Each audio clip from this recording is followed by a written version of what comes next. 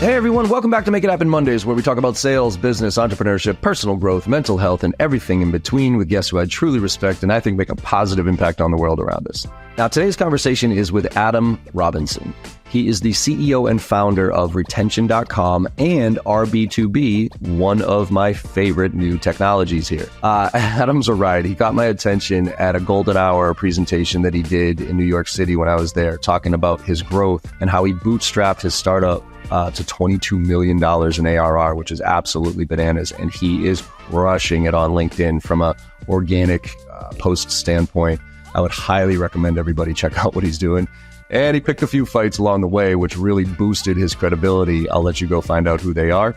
We talk about that in this podcast. But we talk about a lot of his strategy on social and how it is just unbelievable what you can do right now to build your own personal brands for startups without grabbing VC money, and all of the different nuances of what's going on in the industry right now. You know, he's had to rebuild a bunch of times, good times, bad times. He gave away his stuff for free and expected to upgrade. You know, people would upgrade to paid version and nobody did. So he had to restructure things and take a different approach. So he's such a thoughtful entrepreneur and has such a great background and is just a straight up hustler. So him and I connected on a lot of levels, and I think there's a lot to learn from what he's doing on social and with his solution. And quick little plug here, I don't get paid for this. Go check out RB2B. It's going to blow you away. So I hope you enjoy this conversation as much as I did. Let's make it happen.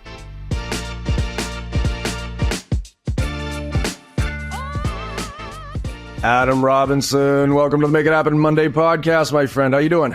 I'm great, JB. Thanks for having me.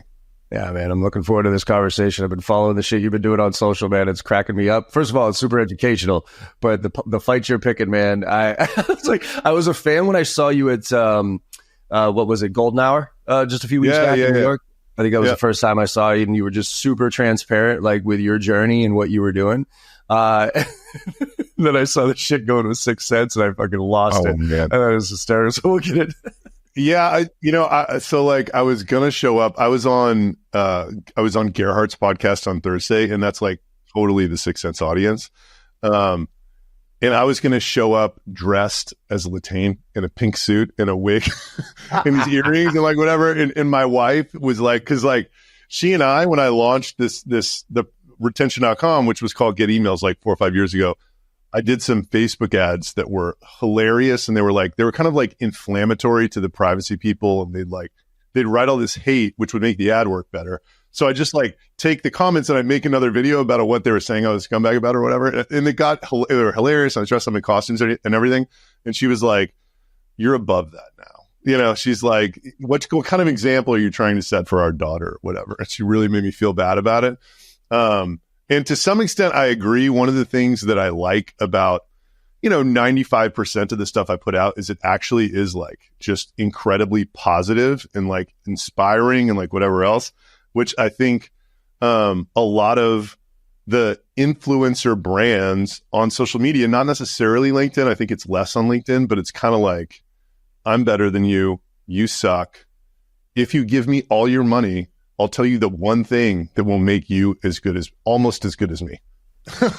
Yeah, exactly. Like that's the pitch, right? And it's the envy-inducing machine, so it just works. I think that's why those models work so well, and I just like that how I fell into this is not that. It's very much just like, I'm the humble servant of all the SaaS founders like I was 5 years ago. I'm just telling you how it is. Like, I'm getting my nuts. I think there's something liberating about taking the filter off, right? I mean, for me, I've never really had a filter, but when you got 20 people working for you and you get sponsors and that type of stuff, you kind of tend to be like, all right, I can't really be.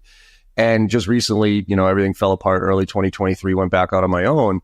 And the liberating fact of me just being able to now say what everybody else is thinking, you know what I mean? I don't know if you feel it, but like everybody else knows what a shit show we're in right now, but nobody's willing to talk about it. Nobody's willing to say how bad fucking things are right now.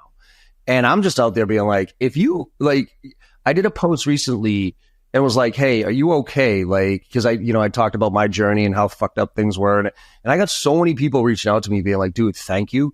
Because I thought I was the only one.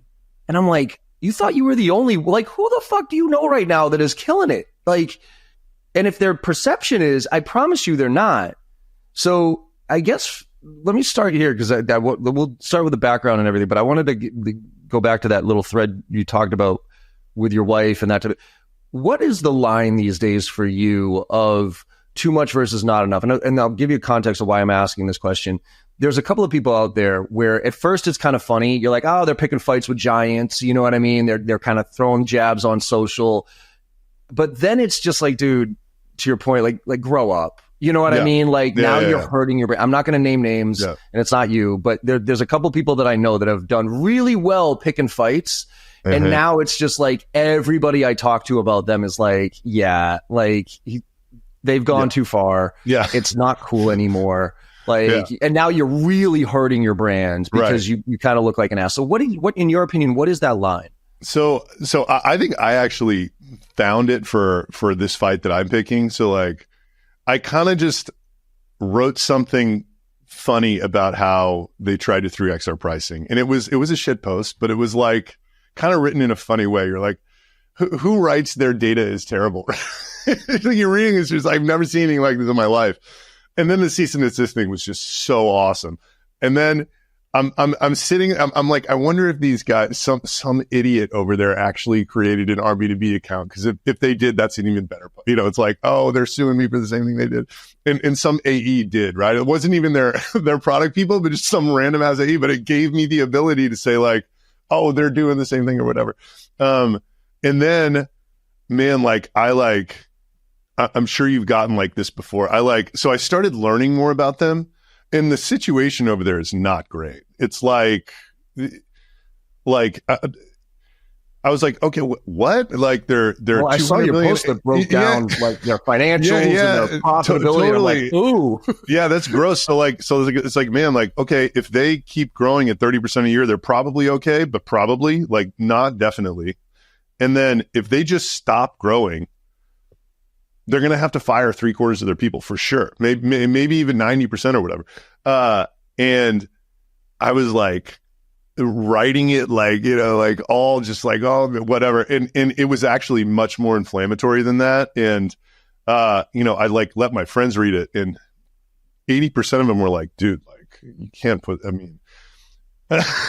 like the end was like, I am glad that I do not work at 6 cents, do not own their equity in like whatever. It was just like absolutely. And I was like making all these references of how it was like the Democratic People's Republic of 6 cents or whatever. And there was the great leader who had just like hypnotized everybody. So, I kind of like, one of them was like, if you're going to do this like Bill Ackman style takedown, he's this guy who like is he's had some famous short sells. He's like, I'd keep it, less of this humor inflammatory and more just like kind of facts. But then it took a lot of the bite out of the post. And I posted it and I'll never do anything like that again. It just wasn't right? Like, it's like, I don't think people want that from me. And it's exactly what you're saying. If I kept doing that, which is like all negative, not funny, like pure conjecture, but still conjecture, and just like say, people just like, so how do I say this? It's like, if you looked at the number of comments, it was still maybe 80% positive. That was from 100. There was not a single 6 cents backer in 850 comments on the cease and desist post. Right. But like on that one, probably 20% of them were something along the lines of, you're coming across as thirsty, which I agree with. Right. Because I did something else too. I was like, oh, I'm going to post my P&L. And if people don't care about 6 cents, they'll want to see my P&L. And it just felt desperate, So I think it's like, there's a lot of different lines, right? Like there's tons of lines you don't want to cross. On this line, I felt like I crossed a line that people didn't want to see me cross, and like, I probably like, I had some funny stuff that I wrote, like a fake Adam Robinson versus 6 cents, like court transcript, or like, the executive meetings, like leading up to this or whatever. I should have put something like that out. But, you don't know, you know what I mean? It's like, no, or perhaps it might have even landed better if I didn't tone it down and it was this because like what people were like reading it, the not toned down version, and they're like, this makes me feel, I don't know how to describe it, but it makes me feel very weird reading it.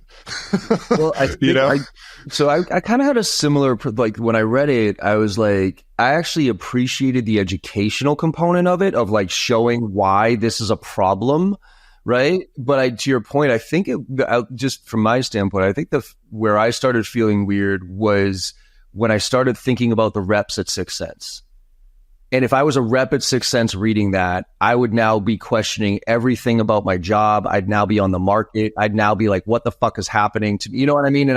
So I didn't care about the executives over there. It was more when I read that 90% of their people are going to get fired. That's, I think, where the weird stuff came in. I was like, ooh, that's probably true. And then if you're thinking that, if I kept agitating it in that way, that's going to be bad. It's going to be a bad look.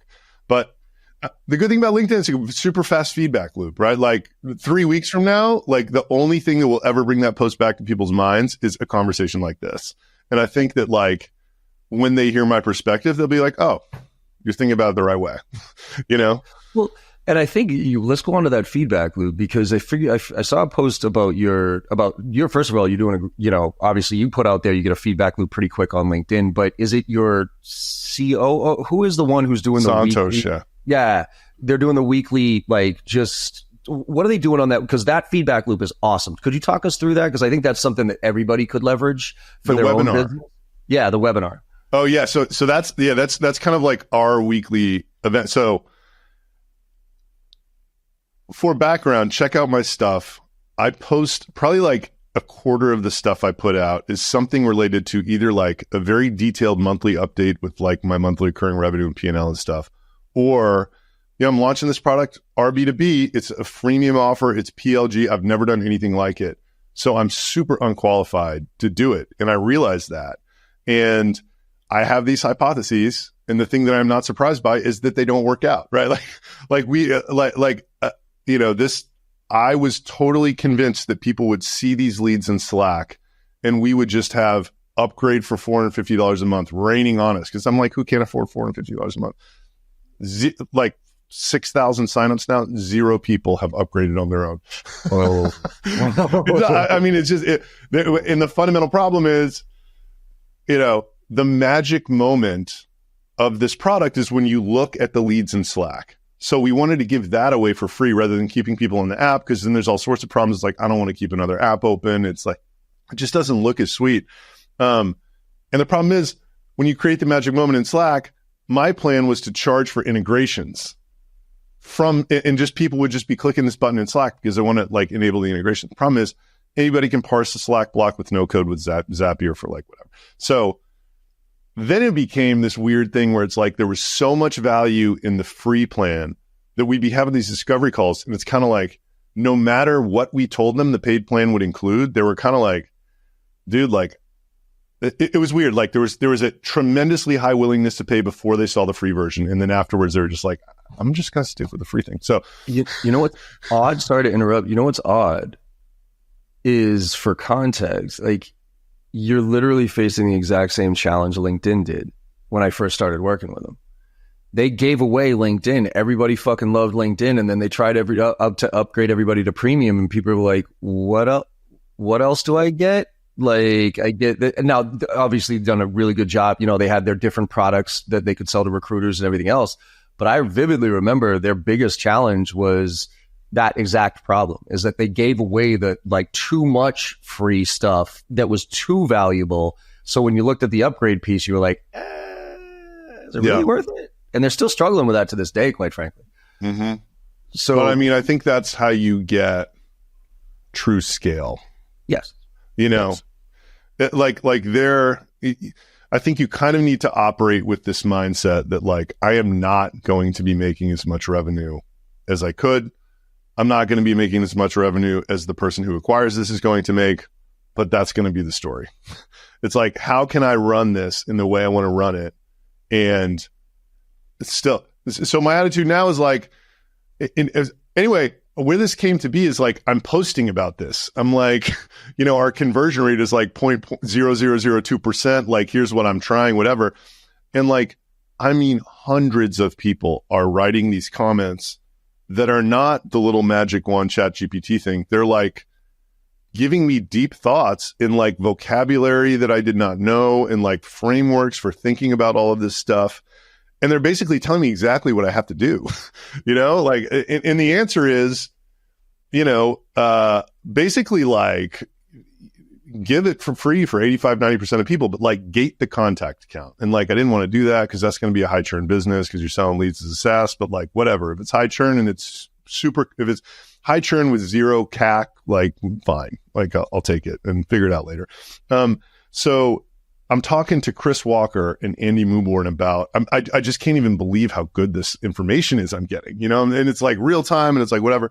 And this is after we used this content and basically inbound connection requests to have like literally like 500 discovery calls while we were making this app. Like, we had one guy building it, and then Santos and I were just on the phone all day with like VP marketings of whoever, talking about like how this fits in to ABM and outbound and all that shit. So Chris was like, he's like, yes, you are right. LinkedIn is like an incredibly fast feedback loop.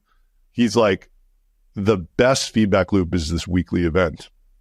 And I was like, cool, what do you do? He's like, well, I basically create this Zoom meeting and then you schedule out till the end of the year and you get people to sign up for it. And then it's in their calendar every week. And then I just like promote it a couple times over email. And he's like, I get 50 to 200 people to show up every week.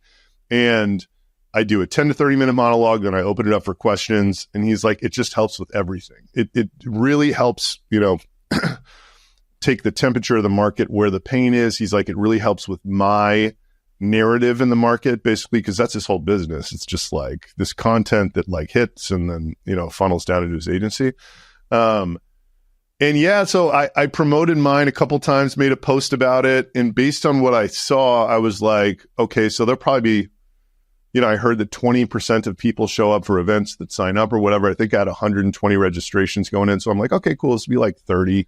Good for a first event. 1,300 people were on it. Whoa.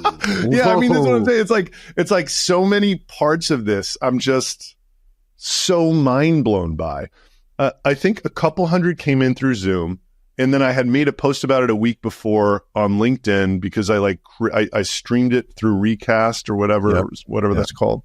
Restream, and then LinkedIn was pulling people in through LinkedIn Live somehow. It just kept going up the entire time. And when it ended, there were 1,100 people on it on LinkedIn because they show you the count. And it had like 200 comments from the LinkedIn people in questions, like whatever, just like blah, blah, this is great. And then there were 200 people on the Zoom side, which is nuts, dude. So like that's like every, and I don't know how to say this, but it's like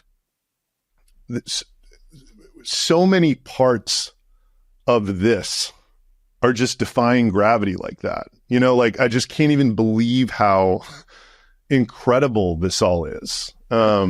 What was the hook though for that part, right? Because look, my former company Sell Better, like they run a daily webinar. They got a huge audience. They probably drive 500 to 1,000 people every single day when doing this. But it took a real long time for us to really get to that ramp, right? What was the hook for you? And, webinars, a dime a dozen here, totally. A million of them from anybody, right? So why do you think, what was the hook for this event specifically? I just said, so I'm trying to coin this phrase, it's so helpful to just do this category creation thing. I think even if it's not real, right? It's like so helpful to say that you're part of some new workflow that people are not doing.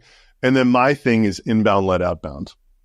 And basically it's like, it's like you do things in the digital and real world to bring people back to your site who either then sign up or book a demo with you, or you use these different retargeting methods to try to bring them back again.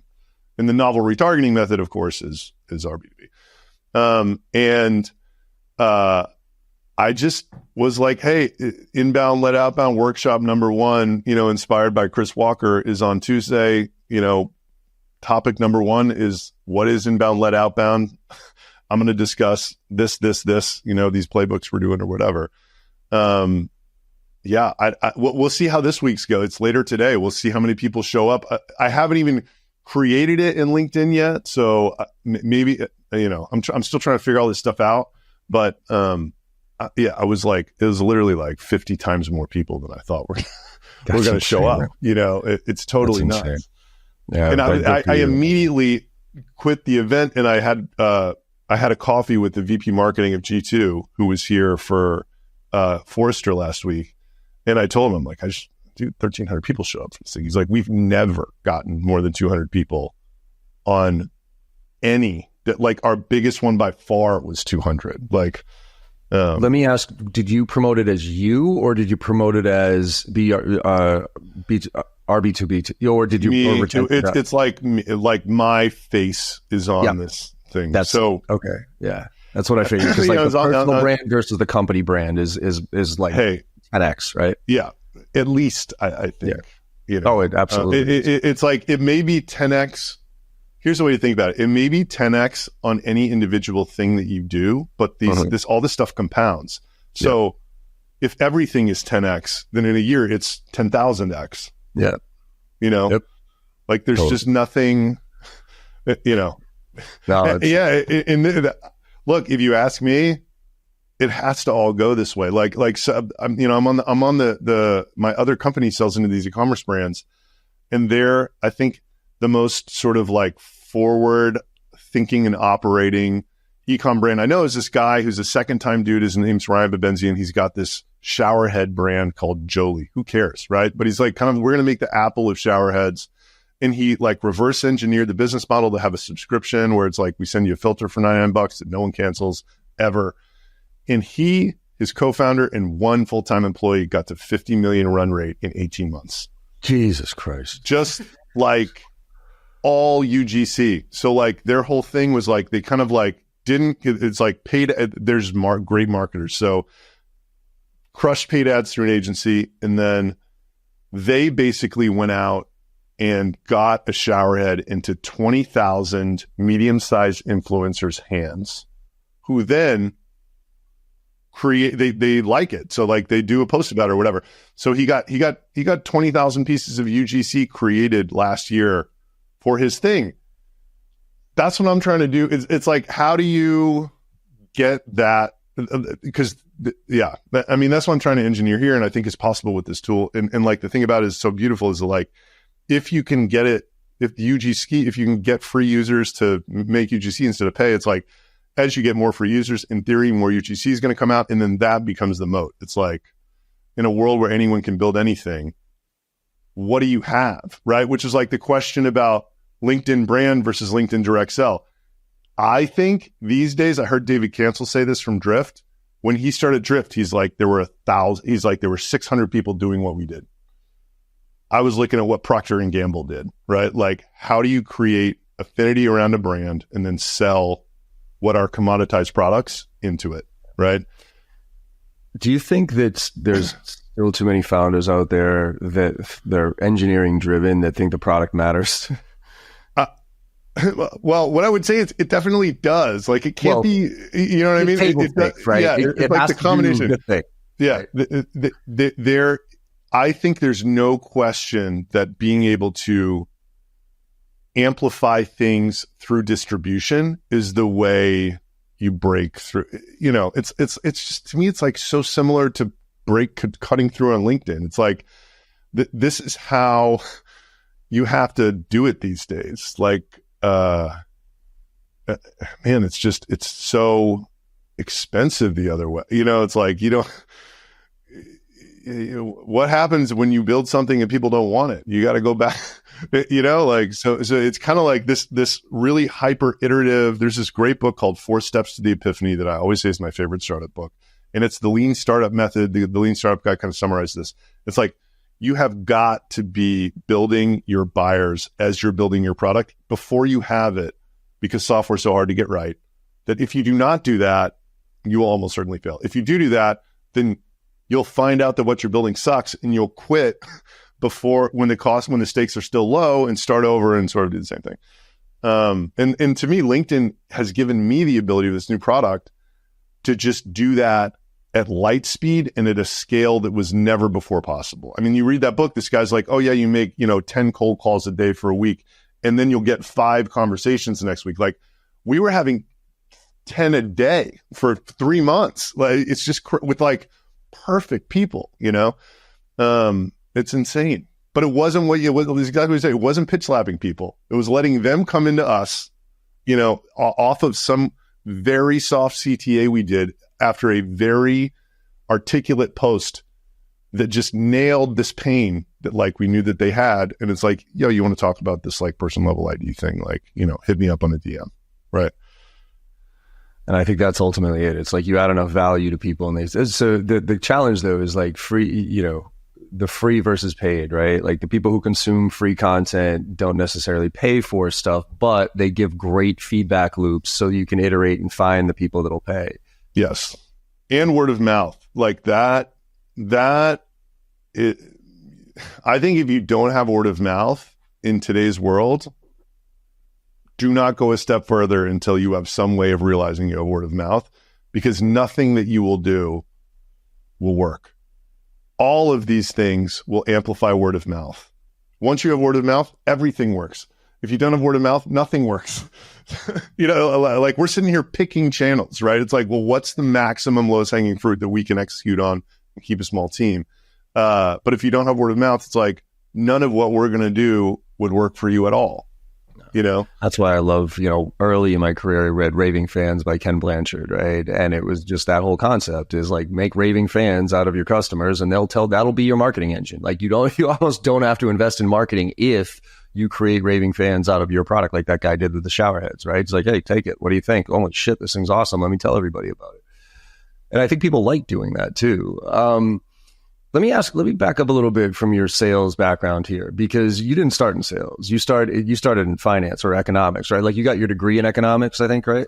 Yeah, I got my degree in economics. I was a credit default swap trader for 10 years. There was certainly a sales element of that, but it was not, it was fast paced. It was like, but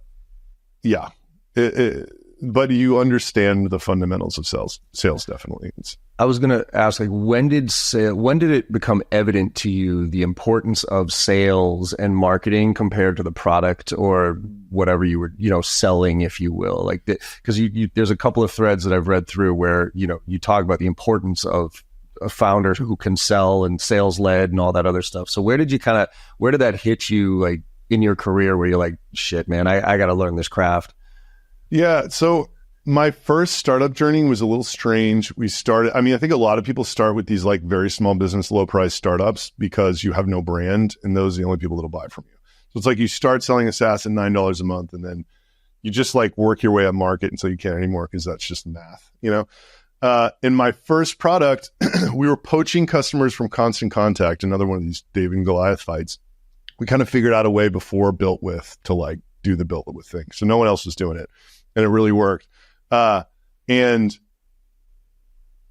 just speaking with someone who had done something similar, we were like under this impression that we could direct mail people and it would just like work. And of course it didn't, right? The conversion rate was like terrible. And we had a finite list.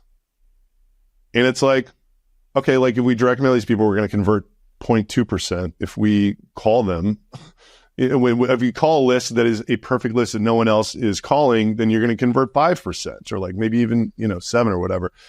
So like strangely, it was at that moment that I was like, I need to learn how to create an engine that can literally get people on a phone listening to reps and explaining exactly why they should do this and walking them through this whole funnel. And it worked. I mean, it worked 50 or whatever it is, 40 times better than direct mail did. And then after that, we burnt through this list and, my business was stuck and it's like, man, like, okay, that was sales. Like, what is marketing? Because this is the only thing we ever did. And like, I really didn't know anything about it. And man, I remember this moment. I went to digitalmarketer.com, found them somehow. And I'm like watching this video of Ryan Deiss talk about literally like it's like marketing level 1 course. And he's got this statement of value card. And he's like, until you can fill this card out, don't do anything else. It's kind of like the word of mouth thing, right? Like, yep. And it was like company X helps group Y do Z, like a very simple thing, you know, but he's like, until you can clearly articulate this, you don't have a business. Like you have a hobby. And this was 2015 or 16. There's this company called MailChimp in the space that I was in. They had this incredible free offer. And it was this devastating moment where I could not write on this card why somebody should use my product instead of MailChimp. I was like, man, if every one of my customers knew about MailChimp, they'd be using MailChimp because it's free, right? Like, and not $45 a month or whatever we were charging. Right. And that began a very uncomfortable multi-year journey of like, just trying to figure this whole thing out. I was like, because it became clear to me, I'm like, I'm not going to be able to grow this in this market because I can't fill this card out. So it's like, it started this whole thing of like, what can I do that MailChimp's not doing? You know, and it's, yeah, I mean, it was just so hard, man. I made a bunch of really big yos that were like fails, 2 different ones, 2 years in a row. And then finally landed on this thing that is now retention.com, which was called Get Emails, which was like, somebody hits their site, doesn't fill out a form, and we could resolve it to an email address, you know, and that's pretty dope. Nobody knew about it in 2000 and whatever, 19, and it just kind of worked. But there were just so many struggles and so many lessons in the middle there. You know, basically there were like 2 camps of people I would talk to. I was trying to talk to anyone that was ahead of me about how to grow this thing. One camp was like, okay, you have a 3 million ARR business that's spitting off $1.50 and you got 2 co-founders. That's a pretty good life. What if you just made 2 million more? That'd be a really good life, right? So that's like one camp. And then the other camp's like, that product is not good enough, which really hurts you to hear because this is what you're spending your life on. Mm-hmm. You're too driven to waste your time on something like that. Start something completely new. And ultimately, I think that the second thing is correct. It's just so hard to do. But I think I landed in between. It like wasn't like I started an AI company. Like I started what my more successful company was a feature. It originally started as a feature in the newsletter app, and then people were like using the newsletter app, using the feature, downloading the file and putting it in whatever Klaviyo or Mailchimp or whatever, and saying it was awesome. So it's like, okay, if I'm trying to grow the email app with that feature, it's not a good product. If I spin it out and connect it to everything else, it probably is. So anyway, throughout that journey, I just came to appreciate how important distribution is. And I just hear these things about MailChimp that were like, it's like, what do you mean you have 18,000 people signing up every day? Right. Well, like, I mean, it's just, I became obsessed with this. I was like, the day that it becomes possible, I'm going to try one of these free offers. Like, it's just so powerful in the positioning it gave them in the market. It's like, what can you do when the company who has a dominant brand is free for 90% of people? And they don't even know that they'll ever pay for it. Right. So like, they just think that email marketing is a birthright and they talk about it that way. Right. It is such an incredible positioning because what are you going to do? Be more free than MailChimp? Yeah, no. Yep. Nope. So yeah, that's kind of why I'm going about doing what I'm doing with this. It's like, it would have been really easy to try to do one of these 30 to 50K ACV mid-market. And the reason I thought that was possible is because I had a brand in the space already. I'm like, I could get on the phone with these people. Surely we could sell this to them. But then I'm like, well, I have this huge megaphone and it's got scale, but a mid-market sales operation does not have the advantages a scale has. If I had a free offer, it would help me a lot more than it would help somebody who didn't have a huge megaphone. Yeah. So that's kind of like the whole evolution of this thing. Love it, man. So I saw one of your posts about Scott Lee's talking. I think Scott and I are on the same page as far as where things are going and how we're both screwed, basically. But I mean, you're screwed in the current iteration, but you and Scott also realize that life's about figuring it out, right? Exactly. And But my fear here is this, right?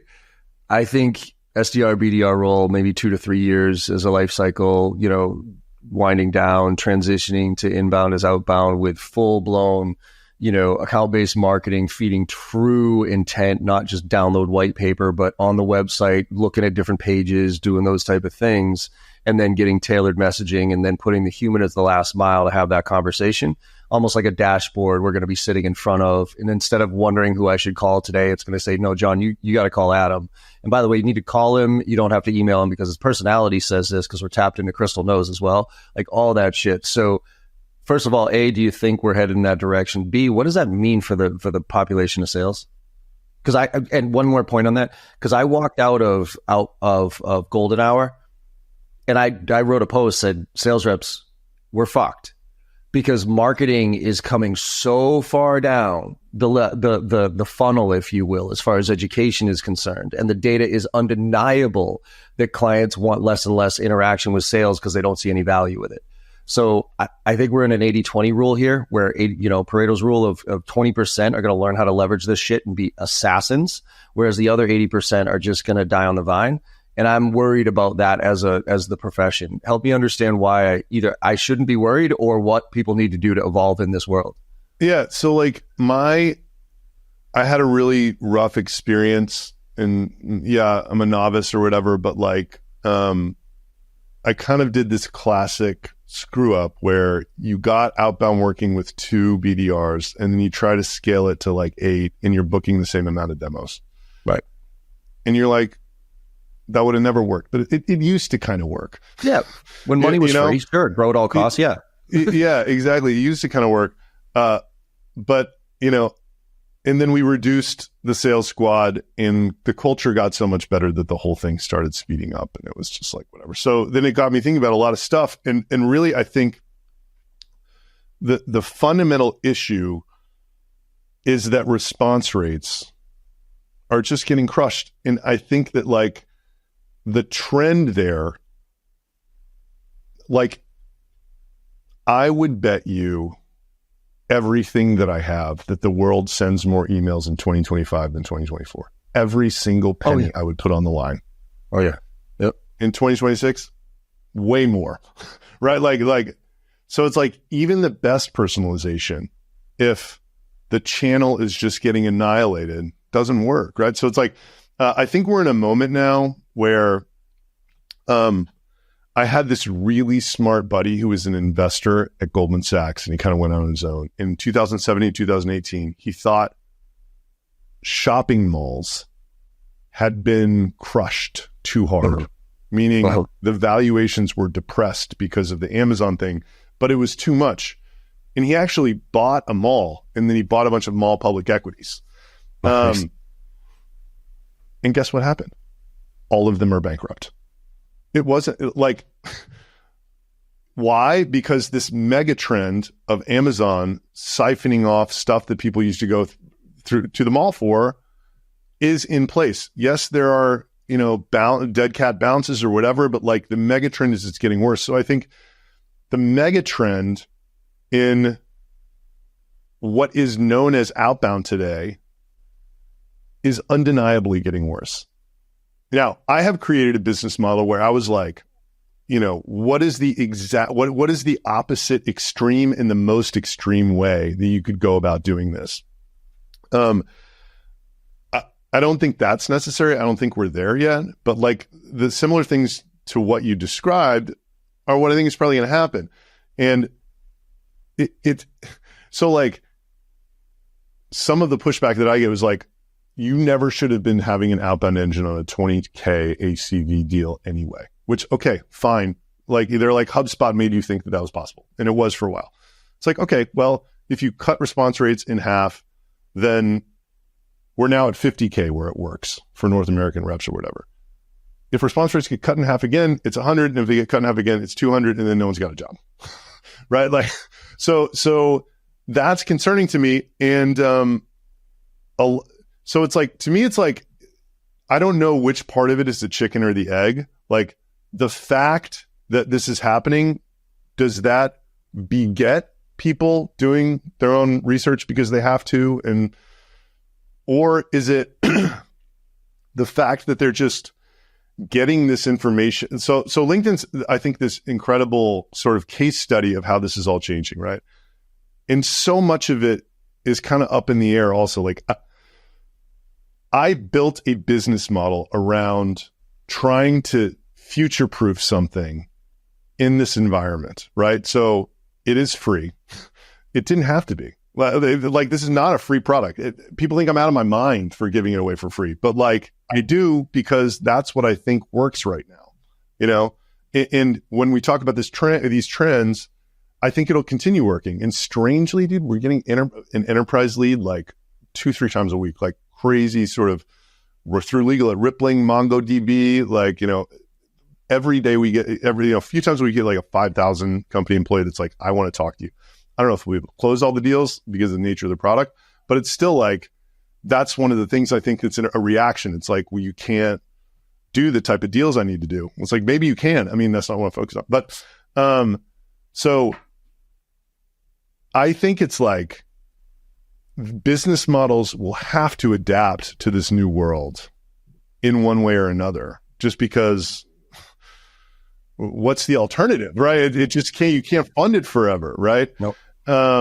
So what's that mean for a rep? I mean, will the most skilled salespeople always have jobs? Like, for sure. Like, will it look different than it does now? Like, almost certainly, right? Like, you know, exactly what you described as how you see the future is kind of what I set up with RB2B.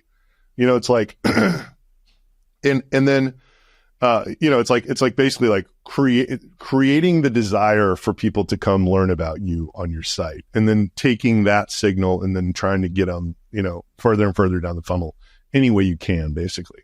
And then eventually, if it's a, you know, phone sales product, it's like you get them to do a demo, or, you know, you sort of, and there's all different ways to do it. But I think people are also consuming content in a way with social media where it, you know, like the stuff I put out, it's like the best advertisement in the world. Like, people are more focused on reading this stuff than they have ever been focused on an ad. Yeah. Oh, you know? Yeah. So it's like that, you know, that's what's educating them, which is so interesting, you know? So it's like all of this together, yeah, it's like, I'm not articulating this super well. It's like, well, what's an SDR do? I mean, I think you just try to do your job as best as you can while it still is working.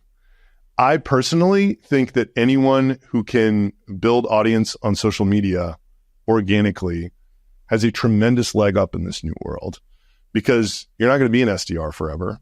You're probably not going to be an AE forever, but like, just look at the type of people who are crushing it in today's world, who are later in their careers, who are very good at organic social media, and look at what it's doing for them, right? Like, it's just, you know.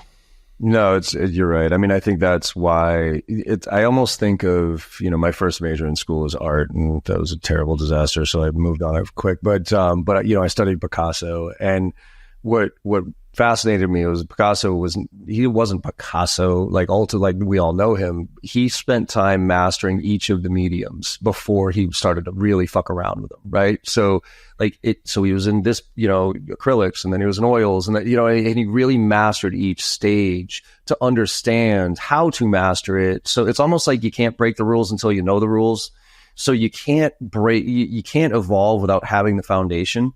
And so that's what I'm trying to encourage reps right now is like, hey, pay attention, give a shit, do this, what you're asked to do as best as you can do it, understand the conversion ratios, understand all this stuff, and understand why it is or it is not working, and then evolve to the next role and the next role, so that as you layer on technology on top of this, you know how it works. It goes back to our original conversation about LinkedIn.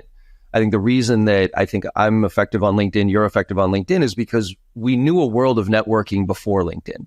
We knew a world of engagement and connecting with people before LinkedIn. And so when LinkedIn came, it was like, oh, okay, this is how to do it. You know what I mean? versus a kid who just jumps into LinkedIn with no background, no ability to network, no relationships, and just starts hammering people with, let me sell you some shit, right? And it saddens me that we're still in that state of sales reps still product pitching, sales reps still hammering. I mean, I did a post the other day about what I've been preaching this shit for 15 fucking years. And yet every goddamn email I get in my inbox is still a templated piece of shit email that says how great they are. And I'm like, is nobody fucking listening right now? And that's where I'm scared. There's a whole group of people that are just going through the motions, man. And I don't think they have any clue what's coming. Yeah. I agree with you. So look, you and I, it's like I just see it getting like continuing to sort of like get a little worse. Mm-hmm. And then at some point it might just break. Because like Scott brings up, he's like, there's this generational thing also that's like a strange one where, you know, he's like, my kids will never work in an office. Nope.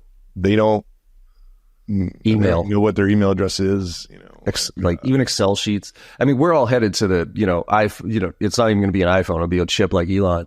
You know, we'll all have our own personal computer. We'll have our own personal AI that we can ask any question to at any time for any reason, and it'll do it for us, right? So even education, you're like, well, why do I need to go to school to learn that when it's legitimately at my beck and call whenever I need to know it? And it's, it's weird, man. I mean, and I think the only thing, look, why I'm doing what I'm doing in the way that I'm doing it, it's like being a trusted source of knowledge. Yep.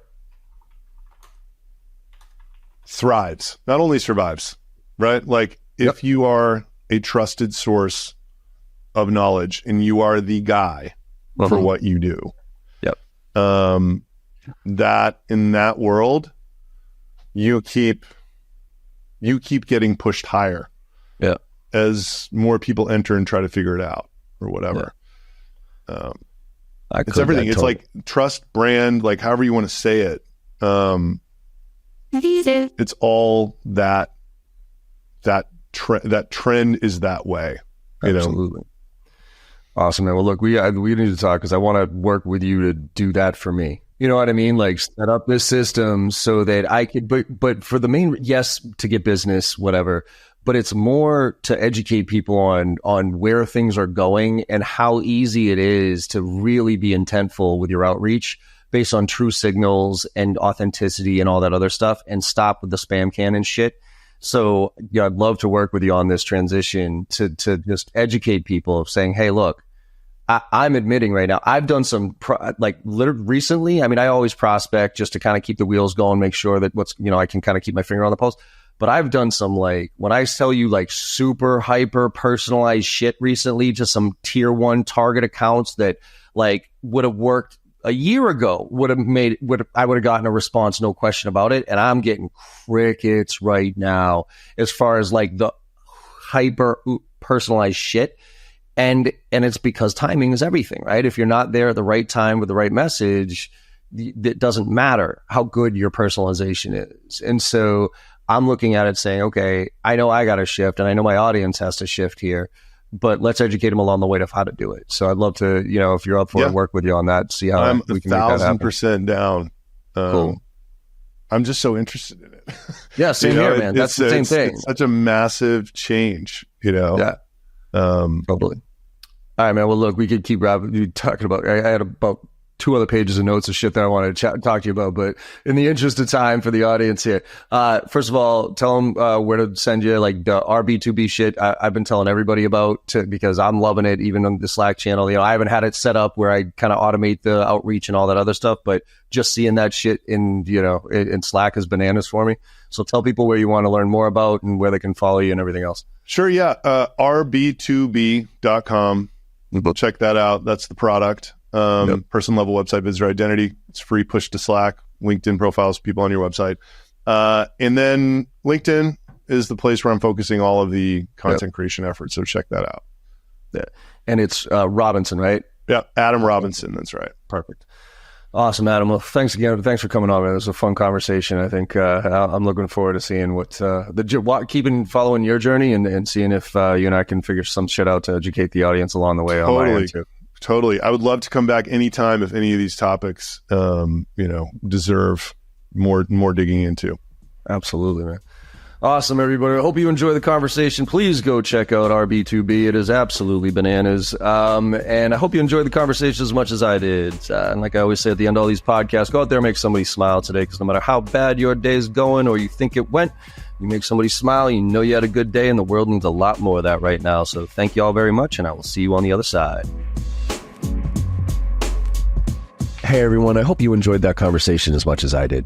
With your support and our incredible guests, we're one of the top sales podcasts out there right now, and I can't thank you enough. Now, to keep the momentum going, it would mean the world to me if you could go and leave a 5-star review on your favorite podcast platform and share some of your favorite episodes with your network. Also, I am super excited to be launching my new newsletter, where I'll be sharing everything I know and everything I'm learning along the way while I'm out there selling every day just like you. Go to jbarrows.com/newsletter to sign up today.